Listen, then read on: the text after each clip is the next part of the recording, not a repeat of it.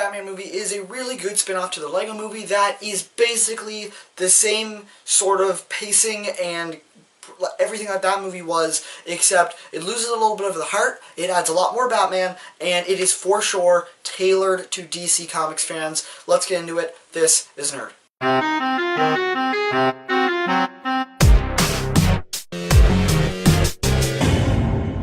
If you want to hear my thoughts on the movie, then keep watching. If you want to know just whether or not you should see it, there's a pretty easy way to tell. If you've seen the Lego movie, you already know whether or not you want to see this movie. If you enjoyed the Lego movie and you enjoyed Lego Batman in it, then you're going to want to see this. You're going to enjoy the Batman character in this, because it's essentially just blowing him up and giving him like a 2-hour runtime, or like hour and like 44-minute runtime. But if you didn't like Batman in the Lego movie, I can't imagine you're going to really enjoy this, which is essentially an hour and 44 minutes of Batman from the Lego movie. Because, of course, if you didn't like it there, I don't know exactly why you're going to like it here. It is pretty much more of the same, but it's also changing everything up a lot. This isn't like a sequel kind of spin-off thing where it's like, it's literally just more of the same, not that much different. You're getting the same thing. They change it up a lot, and it's very different, but you can essentially tell whether or not you're going to like this based on what you thought of the Lego movie, because it is very similar to that in a lot of ways. In ways good and bad. And it accelerates a lot of the goods and bad. First of all, Batman is great. You know, Lego Batman, if you enjoyed him in the Lego movie, you're going to like him in this. It's the same kind of humor. It's still really good. It's different directors, so there is a different kind of style to it. I think the action is handled really well in this, and there's a lot of really good animation, really good action in this movie that I really enjoyed. And I think that was one of this movie's strongest suits in that aspect, was the animation and how everything kind of rendered really well, and it was just really well directed action. It looked really cool for the whole time. I think that is one of this movie's strongest legs to stand on, because everything needs to look really good to make it work, and it does, and that's fantastic. The cast is great. You know, the whole cast, like Lego movie had a pretty impressive cast. This is still really good. So first off, Will Arnett as Batman is fine. You know, you've seen him before, you kind of know how he is, so if you enjoyed him there, you'll enjoy him here. Again, it's very easy to do this review. Michael Cera as Robin is probably not the Dick Grayson, like that's Nightwing or like a secret agent that you might love from the comics, but he still is his own kind of fun character, and he still works really well with Batman. Again, everyone is essentially pretty exaggerated. Like, the way that Batman is exaggerated in this, everyone else kind of is too, and it's really fun for most aspects. Ralph Fiennes as Alfred it's really good voice acting, but I think they do a little bit too much of the character, like more than they need to. Zach Galifianakis as Joker he's pretty good, but one of my favorite things about the Joker is like how intense you can make him, and how creepy, and how like, not even creepy, but just like, he's a fascinating character, and this is probably one of the most boring incarnations of Joker we've seen. He is like, just not that fun, you know, and I think that like he's fun in a sense of like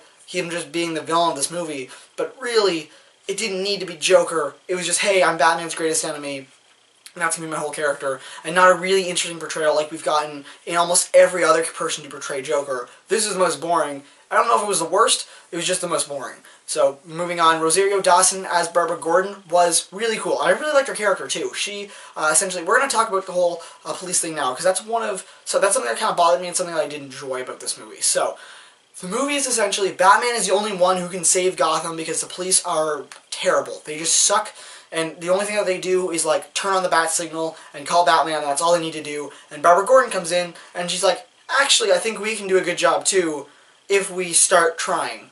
And that's the thing. I didn't like it as much because Jim Gordon is literally just an idiot. He's stupid. There's nothing he can do. He's like, I'm just the guy that flips the switch, turns on the bat signal, and when they can't get Batman, there's literally nothing that they can do. And that's a little annoying, but it's not at all annoying enough to ruin the movie. It's just kind of a little gripe that they made Jim Gordon into nothing. And he's not a big part of the movie, so it's not a big annoyance, but it does kind of weaken when Barbara Gordon comes in and she's like, I'm great, I can fix this. And it's like, well, you're fixing nothing. You're essentially just trying because the police weren't trying before. Now you're just coming in and trying. So it makes Barbara Gordon a little weaker to have Jim Gordon be terrible. So when you have her coming in and improving everything, it's not that hard to really improve everything. The movie has pacing issues, but when it is moving fast, it is fucking great, is what I will say. The first 20 to 30 minutes of this movie were insane, just really good, crazy action, like action jokes every few seconds, and it was really fun to watch. It's a lot of jokes. Like the first like 20 minutes, like opening of this movie, is joke after joke after joke. You cannot, like, there's no room to really breathe, really. It's just, there's so many jokes in it, and it works fantastically, and it's really good. But they don't keep it up for the whole movie, and that's sort of the thing that ruins the pacing to me. After that, they have Now Let's Go, about Batman being lonely and family and parents and stuff, and that kind of derails it, because you have like 4 jokes a second, and now it's like 1 joke every 30 seconds, and it's really slowing things down. It's really derailing everything. And again, the Lego Movie is a movie that I feel wasn't paced the best because of the ending kind of being drawn out. And this movie does it too, in the sense of like 25 to 30 minute first act, 25 to 30 minute second act, and then like 40 to 50 minute third act, and the third act being entirely, oh, here we start it. Okay, big battle is going to begin now. And then 45 minutes later the movie ends. And that doesn't totally work when you have, like, to spread, because you spread everything out. There are, like, there's a lot of, like, dialogue scenes in between, but when you start off a scene like, haha, the big battle is beginning, and then that's like 40 minutes to ride out on, and there's a lot of stopping to say, and here's dialogue, and suddenly here's dialogue, and here's information, and Batman, and character, and family, and you sort of derail it with that, but it's still really enjoyable. It just kind of drags off on the end because of how much they had to do in the end. And that kind of bugs me a little bit. It's something that they could have cleared up probably beforehand, but they just let spew out into the giant third act. So I really enjoyed this movie. I think it's probably my favorite movie I've seen this year so far, but I'm about to go see John Wick, so I'm not expecting that that's going to be something I'm going to be saying in a few hours. I really enjoyed this. I think that it is a solid time. I know I swore in the video, but it's good for the family. Like, you can take kids to it, it's fine. The action is great, the comedy is great, the cast is really good,